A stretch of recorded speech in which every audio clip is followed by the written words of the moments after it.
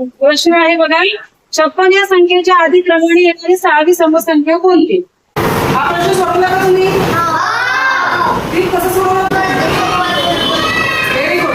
44 पर्यंत क्रमवार काय केला? मागे मागे काय केलं?